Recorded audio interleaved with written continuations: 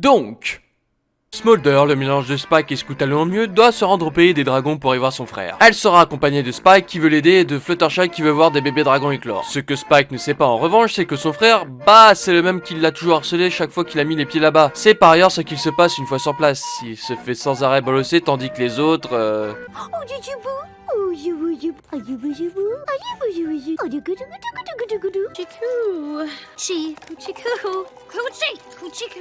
Spike ne parvient pas à se rallier aux frères de Smolder jusqu'à ce que Fluttershy prenne le relais pendant que lui va aider Ember à faire éclore les œufs qui caillent leur race. Parce que les mêmes boulets qui faisaient chier Spike ont vidé le lac souterrain de lave qui servait à réchauffer les œufs pour pouvoir sauter et se baigner dedans. Et alors que Fluttershy parvient à percer la carapace de dureté émotionnelle du frère de Smolder qui... Vous êtes pas sérieux? Certes, il aime jouer du djembé comme un gitan et faire des punchlines de merde, il faut que vous le sapiez comme ça? Dis-le que c'est comme un français.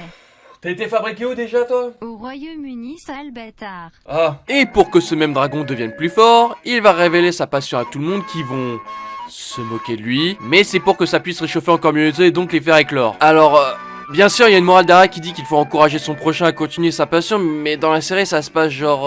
LOL, tu fais trop de la merde! Lui, au moins, il s'est libéré pour pouvoir sauver le royaume! Ouais, mais c'est nul quand même! Qui ferait ça? Je vous ai dit d'aimer ce qu'il a fait et de pas vous moquer parce que je suis le chef. Oh, c'est super cool en fait!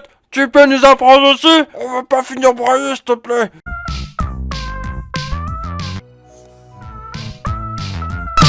Trixie voudrait passer du temps avec sa pote Starlight, sauf que cette dernière...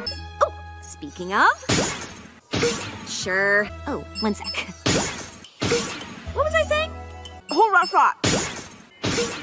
Sorry. Parce qu'elle doit conseiller des élèves sans arrêt jusqu'à foutre un bracelet magique relié à la porte qui réagira chaque fois que quelqu'un frappera dessus. Bracelet qui disparaîtra dans les autres épisodes bien sûr. Et elle est très demandée, sauf que Trixie fait tout pour qu'elle puisse avoir du temps libre avec elle. Je peux parler à Starlight? Casse-toi, je t'arrache les couilles! Elle l'emmène donc faire les courses pour les préparatifs d'une fête où son pote d'enfance sera présent ainsi que Maud et Maud Braillard. Les deux handicapés là. Chose que Starlight aurait dû se souvenir si elle ne faisait pas passer son travail avant ses amis. Ce qui ne l'empêche pas d'aller quand même à son taf pendant les courses. Plusieurs fois. Trixie est même obligée d'aller la voir à son lieu de travail pour la voir. Très l'ambiance hein. Bon finalement elle finit par lâcher son travail jusqu'à envoyer chier une élève qui passait sans temps la voir, si c'est pas dire harceler. Elles peuvent donc aller à la fête qu'ils ont organisée avec une ambiance de folie. I'm very excited. This is going to be the most perfect party ever. Sauf que le frère de Silverstream, celle qui harcèle Starlight, débarque pour dire que cette dernière a disparu. Elle se sent coupable alors qu'elle n'y est pour rien et part donc à sa recherche quand même. Mais sans succès jusqu'à trouver un indice dans sa chambre évoquant une cocatrice. Ces trucs super dangereux qu'on trouve dans la forêt d'Eva Free.